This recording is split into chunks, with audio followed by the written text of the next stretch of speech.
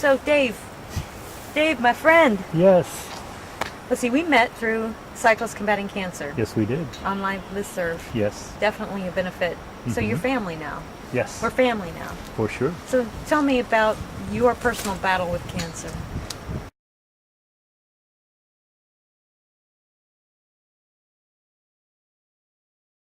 Not working, so I started in on chemo. And at that point, I discovered that I had bone metastatic cancer to the bone. And it was bad enough that when we met with the urologist, it was like, he's reading the report and, Ann's there, Callie, my daughter's there, they're crying, he's crying, and I'm sitting there thinking, oh, this isn't good. It's not good when your doctor cries. No, and he's such a good guy. But got hooked up with a oncologist, and you have the meeting, and he says, well, if you don't treat this, your life expectancy is 18 months. And that's kind of a wake-up call. So I started in on chemotherapy, got enrolled in a clinical trial, and the chemo only works 50% of the time in 50% of the cases. And I was one of the lucky 50%. Over 10 sessions of chemo, it took my PSA down from 30 to 4.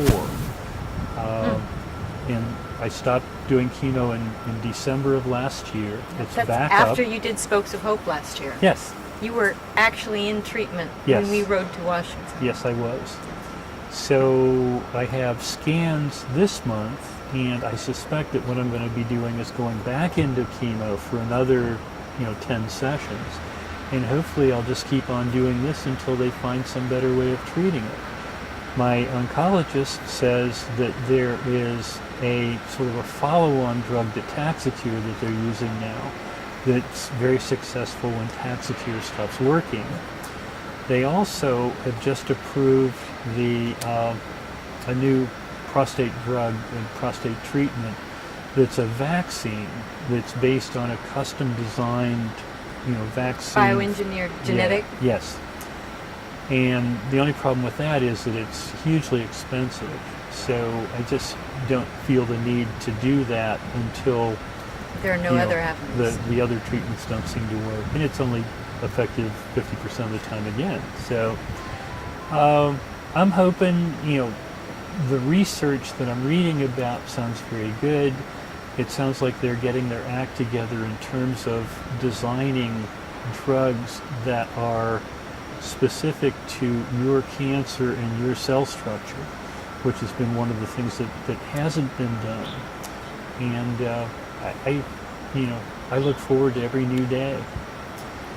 I have the therapy dogs. I get a big kick out of doing that.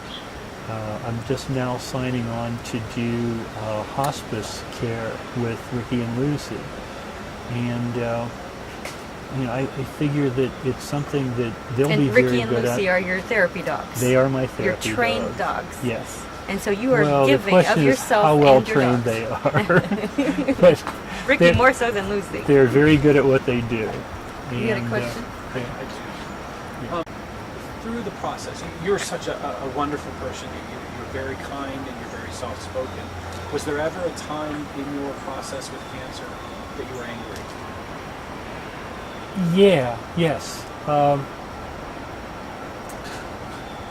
But I think anger doesn't get you anywhere. It flows over into the people that you care about and the people that are trying to help you. What I will say is that my frustration level increased, and my willingness to tolerate fools has gone down. And as a result, I've gotten myself involved in committees to look at the treatment process at the hospital where I'm treated and that sort of thing. And it's more the idea that I think a lot of times the people that are involved in your treatment just don't know what it's like. And it was really brought home to me the day that I was sitting in the waiting room And sitting next to me for an hour and a half, close to 2 hours, is a person with a catheter coming out of the fly of his pants and into a bag beside him. His family is gathered around him. They don't know what to do. They've long ago exhausted any kind of meaningful conversation. And I just think that people involved in the treatment of cancer patients need to understand what it's like to be there. They need to be able to spend an hour or a day or whatever in the shoes of a cancer patient. So many of them are just saints. I mentioned to the folks that we met today that there are people that when I walk into the treatment area, ask me how my dogs are doing, ask me how my daughter's doing, comment on the new color that my hair is this month because my daughter's a hairdresser. So we have that kind of rapport. But I think there are other folks who just maybe don't get it. And there are people that need to look at the whole process and figure out the best way to do it. I was impressed at the Cleveland Clinic with the flow charts and statistical information they had in terms of how long people were waiting, quality of the pharmacy in terms of getting things right the first time every time. Because, boy, you can really screw somebody up if you do this stuff the wrong way. What about, you mentioned that you have a daughter. Yes. Callie. What was it like telling her about your cancer? Well, you have other kids too. I do. I have... Then let me say, what was it like when you Breaking it first... to your family. I have 3 grown kids, or 3 older children, 44, 42, and 40. You don't look that. Thank you. And that was hard, but I think it was harder telling Callie because Callie and I have a special bond. She is my stepdaughter. She's not my biological daughter. She was an adopted child. She's been through a lot. And she's just one of those very sensitive people who, can smile and light up a room and yet, wants to take on all the sadness in the world and make it better. Kind of like somebody else I know. And so that was probably the hardest thing of all.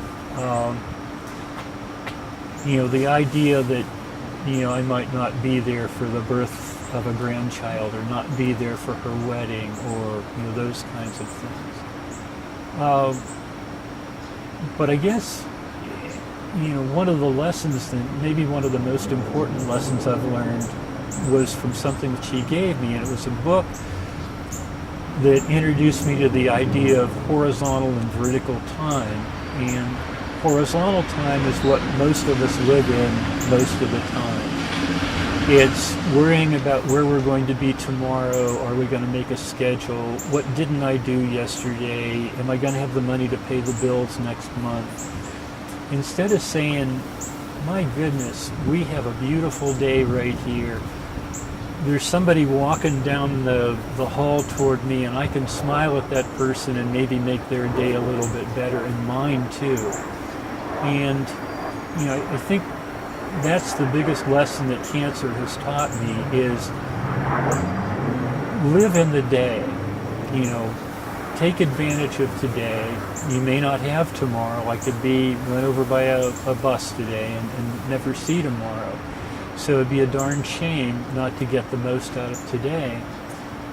And the most isn't measured in money. It isn't measured in success. To me, it's measured in communicating with people and making somebody's day a little bit brighter, that kind of thing, because that has the ultimate result of making my day a little bit better. I do this stuff because I'm selfish. I do it because it feels good. So, That leads to my last question. Yes. For now, because I know everybody's going to want to get yeah. But I'm trying to find the best way to communicate to other people, even no matter what part of the process they're in or related to, how can they become better involved in spreading that hope, spreading that community?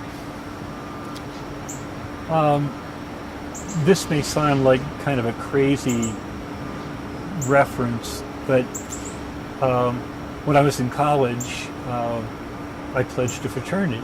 And you all know that when you pledge a fraternity, you end up being lower than the lowest piece of whale refuse in the deepest part of the ocean. And you learn to recite that every time anybody asks you what a pledge is.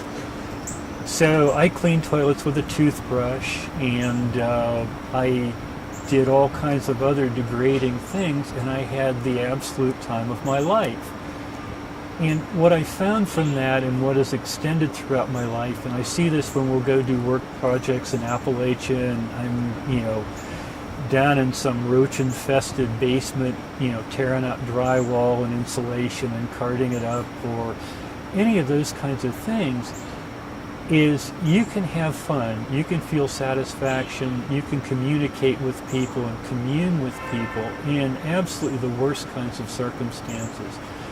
And it's amazing to me that it's often the people who you would look at who you would say have the worst possible situation who seem to be the happiest and most content.